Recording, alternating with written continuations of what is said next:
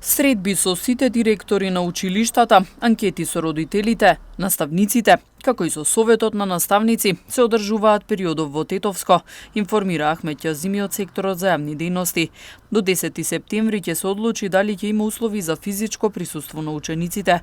Тетово и Тетовско е регион во кој има голем број на ученици. Некои оделенија ги сочинуваат дури и 34 ученици, па од училиштата се чека самите да одлучат и да достават писмено известување до секторот за јавни дејности за нивните услови и капацитети, вели Ќазими. Според препораките на Министерството за образование и наука, ние имавме средби со сите директори на училишта и во моментот во сите училишта се реализираат анкети со родители, со наставничкиот совет, се реализираат анкети и со Советот на ученици. И оставивме до 10 септември, според протоколот што го има доставено Министерството за образование и наука, да се одлучи дали ќе се оди со настава со физичко присуство или пак ќе се оди со настава во дистанца.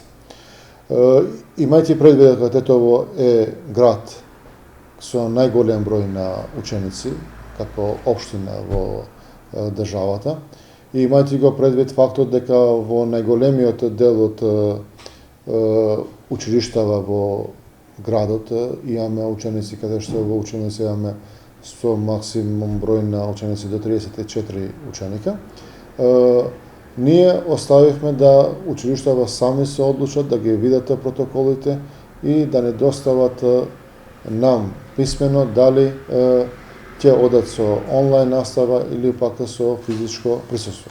Се уште траат подготовките како и во текот на целото лето за спремање на училиштата со цел почитување на сите здравствени протоколи, додава Ќазими.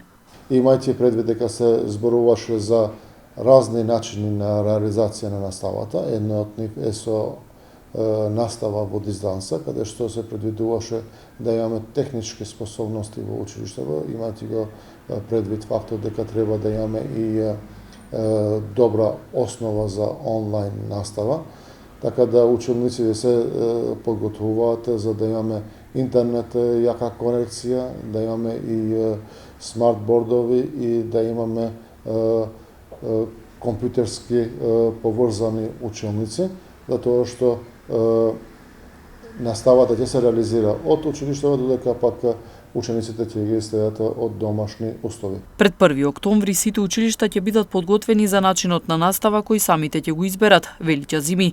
Ако Министерството даде дозвола за физичко присуство, тогаш училиштата ќе можат соодветно да го изведат и тој процес. Ќазими потенцираше дека наставниците успешно ги завршуваат и обуките за онлайн настава.